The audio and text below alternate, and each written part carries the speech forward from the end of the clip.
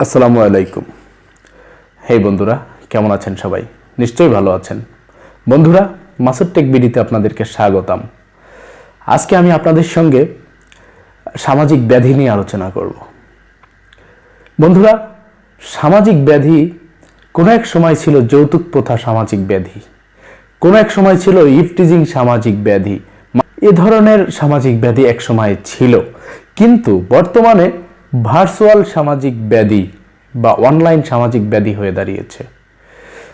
আজকে আপনারা যদি ইন্টারনেটের দিকে একটু তাকান, দেখবেন মাঠে ঘাটে বন্ধুরা আগের মতো ফুটবল খেলে না, দৌড়াদৌড়ি সেই লাফালাফিটা এখন আর নেই।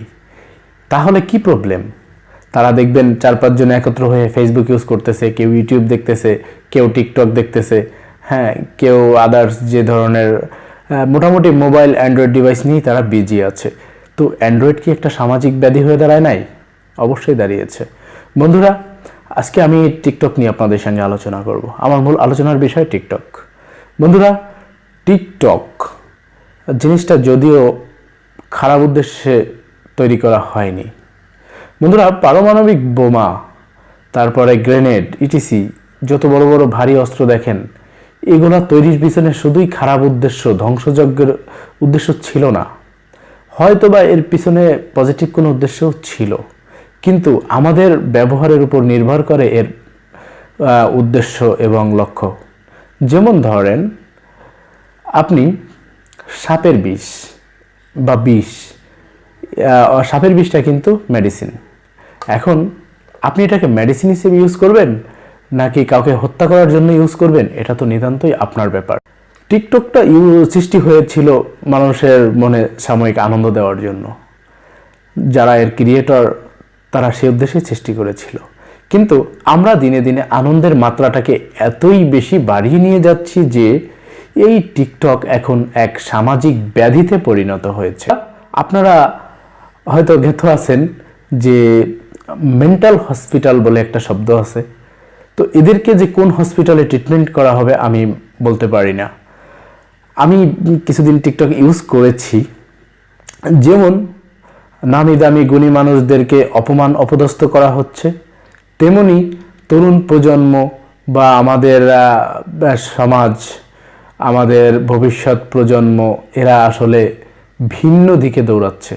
যেমন ধরেন, আমাদের মুফতি মাওলানা সাহেবরা ওয়াজ করে থাকেন, তো দেখা যাচ্ছে তারা 10টি কথা বললে একটি ফানি কথা মজলিসটাকে জমানোর জন্য একটা কথা ফানি তিনি বলতেই পারেন, হাস্যরস থাকতেই পারে। এখন হুজুর হয়েছেন দেখা হাস্যরস তিনি করবেন না, এমনটা কিন্তু ঠিক না। হাস্য রসিকতা থাকতেই পারে সবার জীবনে। এখন সেটাকে আমরা কি করতেছি, ফানি বা গেট আপ দিয়া তাকে আমরা ওই বেচারাকে কি করতেছি, অপমান অপদস্থ করতেছি, ওই বেচারার সম্মানটাকে ক্ষুণ্ণ করতেছি। আসলে যে তারা বিজ্ঞ সমাজের আলেম শ্রেণীর মানুষ, ভালো খারাপ মিলিয়েই মানুষ, তাই বলে আমরা আসলে নিজেরা কতটুকু যোগ্য তাদের তুলনামূলক? আমরা যে একটা ব্যক্তিকে নিয়ে ফানি ভিডিও করব, এই যে ইলিয়াসুর রহমান, তিনি বিভিন্ন কথা বলেন, অঙ্গভঙ্গি দেখান, তার অঙ্গভঙ্গিগুলা যদিও সমাজের চোখে, মানুষের চোখে কিছুটা দৃষ্টিকটু, কিন্তু তাই বলে কি তার যে মেধা, যোগ্যতা, তার কি কোনো মূল্য আমাদের কাছে নেই? তারও মূল্য আছে। তিনি অঙ্গভঙ্গি এবং 2-একটা ফানি কথা বলেন, গান করেন, ঠিক আছে, কিন্তু তিনি তো যদি 2 ঘন্টা আলোচনা করেন, তার মধ্যে হয়তো 10 মিনিট তিনি যোগ করেন, আনন্দ করেন, বাকি ঘন্টাগুলো কিন্তু তিনি অবশ্যই চমৎকার এবং তিনি এবং ইসলামের পক্ষে কথা বলেন এবং আমাদের শিক্ষামূলক কথাগুলো বলেন, ঠিক আছে।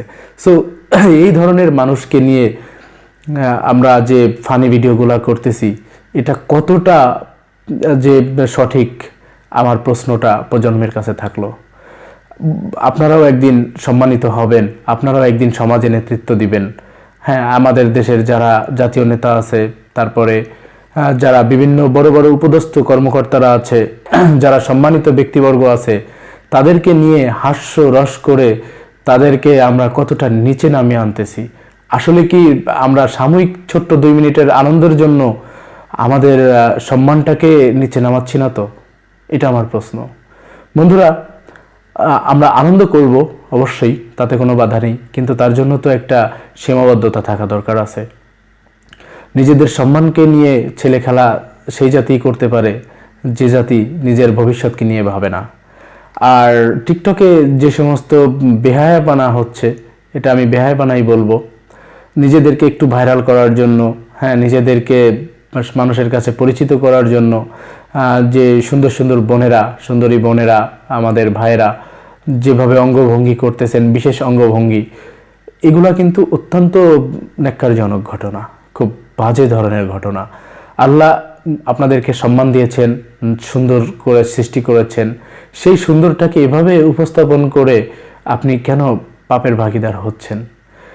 অন্তত আপনি যদি আপনার ভিতরে ন্যূনতম ধর্মীয় অনুভূতি থেকে থাকে, ঠিক আছে, আপনার পরিবারের কারো মধ্যে যদি ধর্মীয় অনুভূতি থেকে থাকে, তাহলে আমি বলবো এই তরুণ সমাজ, হ্যাঁ, এই যে ছোট্ট ছোট্ট মেয়েগুলা, যুবতী মেয়েরা তাদের বডি শো করতেছে, হ্যাঁ, তাদের অঙ্গগুলা দেখাচ্ছে যেভাবে, এতে তরুণ সমাজ কোথায় যাচ্ছে?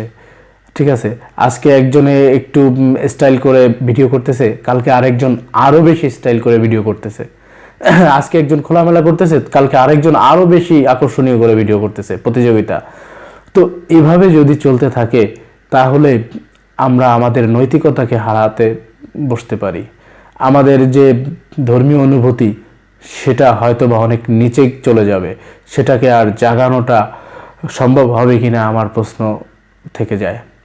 বন্ধুরা, আমার কথায় হয়তো অনেকে রাগ হতে পারেন, কিন্তু দেখেন, যারা সচেতন তারা সচেতন করবে, এটাই স্বাভাবিক। হ্যাঁ, সমাজকে সচেতন করা এক শ্রেণীর মানুষ অবশ্যই কিয়ামত পর্যন্ত থাকবে।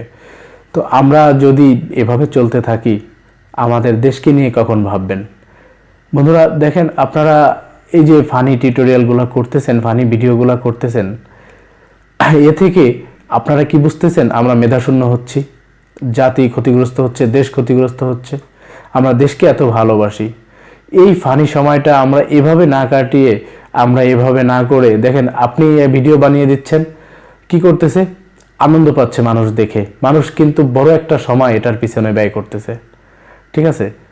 এই সময়টাকে নষ্ট করে আজকে আমরা কিন্তু মানুষ, আমরা যারা বাংলাদেশিরা আছি, তারা কিন্তু আসলে সত্যিকার অর্থে মেধার যে চর্চা তার থেকে দূরে চলে যাচ্ছি, ঠিক আছে? তরুণ সমাজ মেধাহীনতায় ভুগবে এক সময়, ঠিক আছে?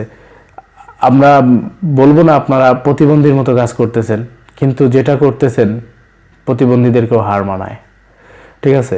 আজকে আমি কিছুক্ষণ বসে বসে আমি 1 ঘন্টা ভিডিও দেখলাম, ফানি ভিডিও দেখে খুব হাসাহাসি করলাম, আনন্দ পেলাম, কিন্তু ওই 1 ঘন্টা যে মূল্য, তা দেওয়ার মতো ক্ষমতা কিন্তু আমার নেই।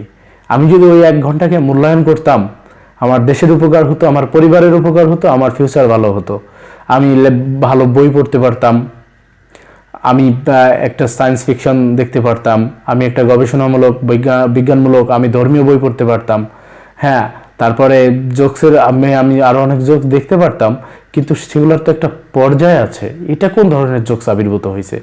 আমি সত্যি অবাক যে এটা কি ধরনের জোকস আবির্ভূত আমাদের বিশ্বে। আমি আহ্বান জানাবো গভর্নমেন্টের কাছে যে গভর্নমেন্ট যেন এই টিকটকটাকে, এই ধরনের প্ল্যাটফর্মকে বন্ধ করে দেয়। এবং গভর্নমেন্টের একটা ভালো উদ্যোগ যে সেক্সুয়াল এবং জুয়ারি যে সাইটগুলো আছে, ওয়েবসাইটগুলো আছে, সেগুলো অলরেডি বন্ধ করার উদ্যোগ নিয়েছে এবং অলরেডি বন্ধ করেছে বেশ কিছু সাইট। তো আমি এই বিষয়টাকে সাধুবাদ জানাই, অবশ্যই ভালো কাজ করেছে।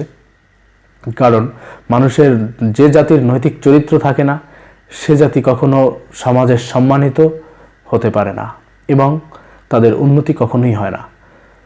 তো বাঙালি জাতি কিছুই না থাকুক, আমাদের নৈতিক চরিত্র ছিল, আমরা ধর্ষিত হয়েছি কিন্তু বেশ্যাবৃত্তি করিনি। 71-এ আমরা ধর্ষিত হয়েছি কিন্তু নিজেদের ইজ্জতকে বিকিয়ে দিইনি কখনো, ঠিক আছে? আমাদের দেশের বহু বীরাঙ্গনা নারী আছে যাদেরকে জোরপূর্বক ধর্ষণ করা হয়েছে, কিন্তু তারা তাদের চরিত্রকে কখনো স্বেচ্ছায় দিয়ে আসেনি। কিন্তু আজকে যেটা হচ্ছে, আমরা আমাদের চরিত্রকে অনেক নিচে নামিয়ে এনেছি, তারা আমাদেরকে ধিক দিবে। তাই বলবো, জাতির প্রতি শ্রদ্ধা রাখেন, সেই সমস্ত মা বোনদের প্রতি শ্রদ্ধা রাখেন যারা এই বাংলাদেশ সৃষ্টির জন্য ভূমিকা রেখেছিলেন। বন্ধুরা, আসুন আমরা এই ফানি এবং যে টিকটক বলেন, যাই বলেন, এগুলো আমরা পরিহার করি। আমরা এমন কিছু করি যা থেকে জাতি এবং প্রজন্ম কিছু শিখতে পারে। যেহেতু সুযোগ আছে আমাদের সামনে, ইউটিউব আছে, ফেসবুক আছে, ভালো ভালো প্ল্যাটফর্ম আছে, আসুন আমরা ভালো কিছু সৃষ্টি করি যা থেকে দেশ ও জাতি উপকৃত হবে এবং আমরা নিজেদেরকে সম্মানের স্থানে নিয়ে যাই। আজকে আমি যদি 5টা ফানি ভিডিও করি তাহলে মানুষ আমাকে ফানি ম্যান হিসাবে চিনবে, বাট আমি যদি শিক্ষামূলক, সচেতনতামূলক ভালো কিছু কন্টেন্ট ক্রিয়েট করি, মানুষ আমাকে সে চোখেই দেখবে, সম্মানের চোখেই দেখবে। সো নিজেকে জোকার হিসাবে পরিচিত করাটা কতটা বুদ্ধিমানের কাজ আমার সত্যি ভাবতে অবাক লাগে। তো যারা এটা করতেছেন তারা নিজের ভিডিওরা নিজেরাই দেখেন, প্রয়োজনে একটু সাউন্ডটাকে লো কইরা শুধু আপনার ভিডিওটা দেখেন যে আপনি কীরকম একটা প্রতিবন্ধীর থেকেও বাজে বিহেভটা করতেছেন ওখানে, ঠিক আছে? সাউন্ডটাকে অফ করে দেখেন যে আপনি কি করতেছেন। তো আমরা বলতে পারবো, সচেতন করতে পারবো। সচেতন হবেন কিনা সেটা আপনার নিজ দায়িত্বে, সেটা আপনাকেই করতে হবে, সেটা আপনাকেই ভালোভাবে ভেবে দেখতে হবে। আর আমরা আশা করব যে আমাদের গভর্নমেন্ট ইনশাআল্লাহ এই টিকটককে অবশ্যই বাংলাদেশ থেকে বন্ধ করবে। ভালো থাকুন বন্ধুরা, প্রতিনিয়ত মাসুদ টেক বিডির সঙ্গেই থাকুন। চ্যানেলটি অবশ্যই সাবস্ক্রাইব দিবেন, আর এ বিষয়ে যদি কোনো মন্তব্য থাকে আপনারা অবশ্যই কমেন্ট করবেন।